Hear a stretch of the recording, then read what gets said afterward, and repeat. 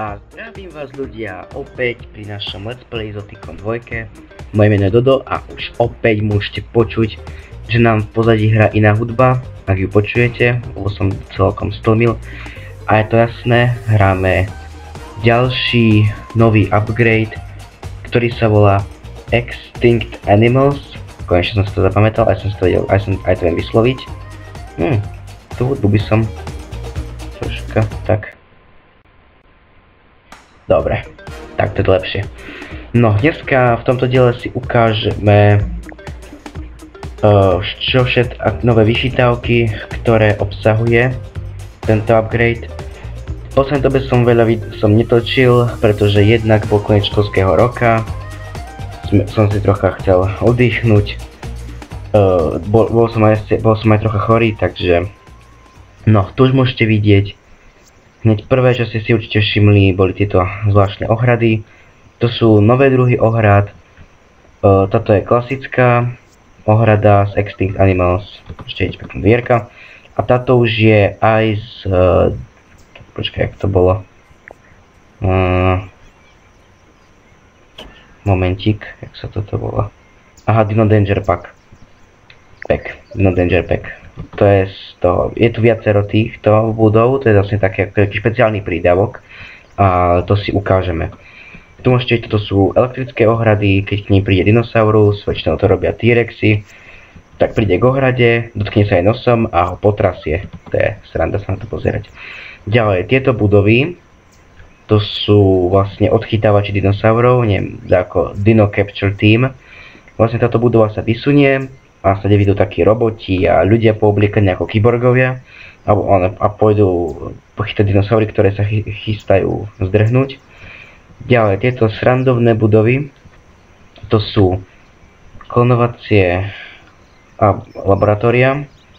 V nich, pokiaľ, neviem, tu som si dopredu už nehal archeológov hľadať z kameneliny, ale budem ich zase musieť hľadať sám. Vlastne v nich si nájdete, vlastne do nich dáte z kameneliny, najprv ich poskladáte ako pucle a potom to máte ako také dve minihry a potom z nich môžete si vyklonovať niečo. Ďalej, máme tu 3 druhy nových zamestnancov, dva druhy zabávačov, jeden ako žablozový tiger, tak tancujú a zabávajú ľudí a druhý takýto dinovia. Ďalej tu máme archeológov, ktorí nám hľadajú z kameneliny a nám označujú takými krížikmi, možno že ich uvidíme na mape.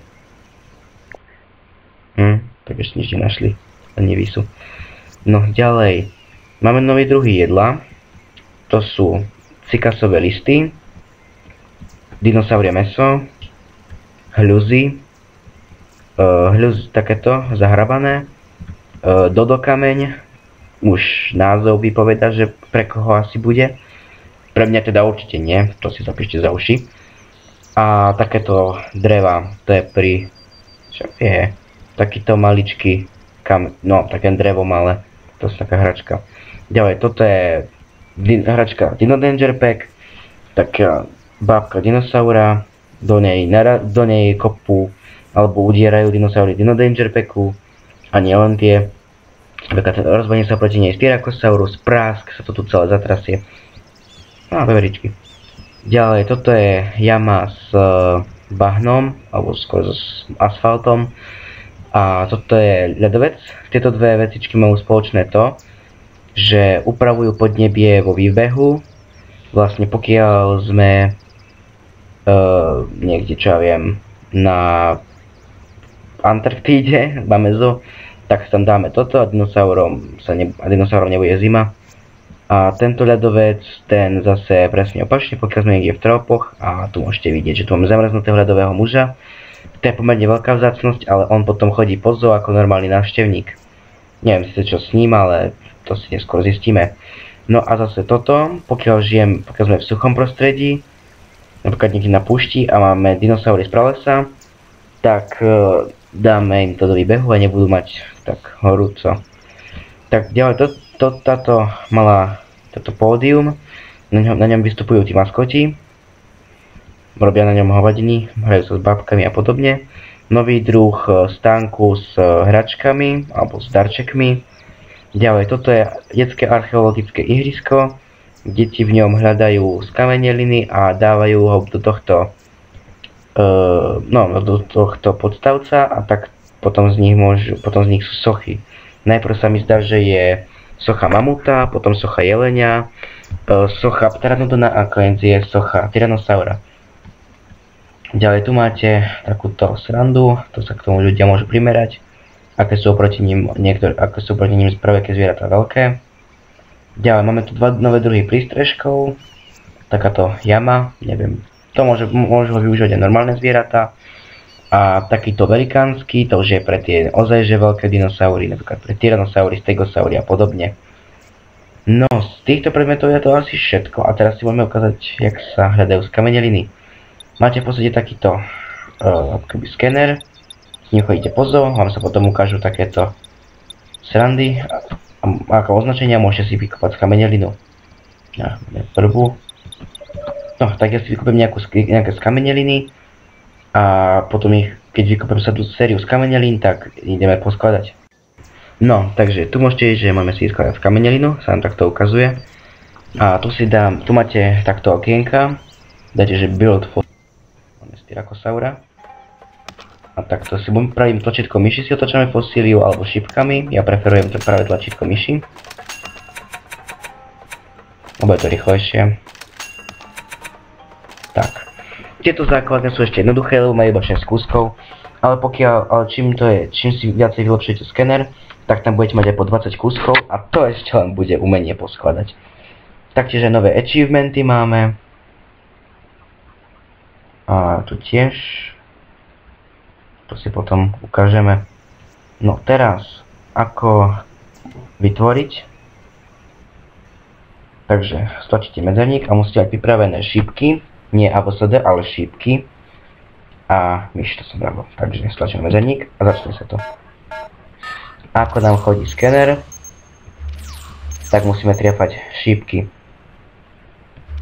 Teraz je to sranda, je to ľahké, ale čím ste na vyššom leveli, a toto je zlatý. Vykonávali sme super styrakosaura, čo znamená, ako keď vytrenujete zviera, napríklad delfína, že keď máte nad 90%, tak ten trik zvládnete, neviem, tak dostanete 2 hviezdičky za ten trik. A takto, keď sme vytvorili super zviera, už máme, ale tu samička, tak vlastne je zdravšie, väčšie, silnejšie a všetko je lepšie. No teraz si myslím, že môžeme názorne ukázať, jak sa vytvára výbeh. Neviem, u styrakosaura to jedno, oni nemajú výbušnú povahu. Ja si myslím, že to je úplne v pohode.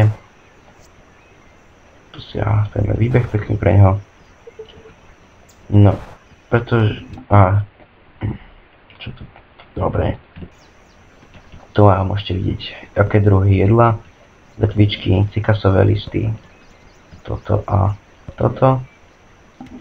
Ďalej vidíte hračky. Toto. Mne je to akože srdečne jedno, ale ja to používam. No, ďalej toto. To musí byť. Ďalej toto. Tak a tak. Ďalej takýto prístrešok a toto. Kým sú malo by sa zmestiť v niečoho menšieho, ale... A ozaj ďalší nový druh rastliny, to som zabudol povedať, a vlastne viacero druhov rastlín. Bože, sú teľa. No, toto King Sago. Pre informáciu pre tých, čo to nevedia, táto rastlina rastie aj v súčasnosti. Neviem, sa mi zdá, že je vysoká len ako 1,20 m alebo tak nejak. A je to vlastne jeden z posledných zástupcov vyhnutých druhov rastlín. Môžete vidieť, ako sa vedia aj plávať. Také milé. No, ale ešte sa k tým rastlinám vrátim. Momentík, zvieratá ukážem. Takže máme tu rastliny z travnatého prostredia. Ďalej túto, čo som ukazoval. Toto je, myslím, že toto je z vysokohorského prostredia. Ďalej myslím, že dva druhy iba jeden druh kaktusov. Ďalej takéto menšie kaktusy. Okolo toho.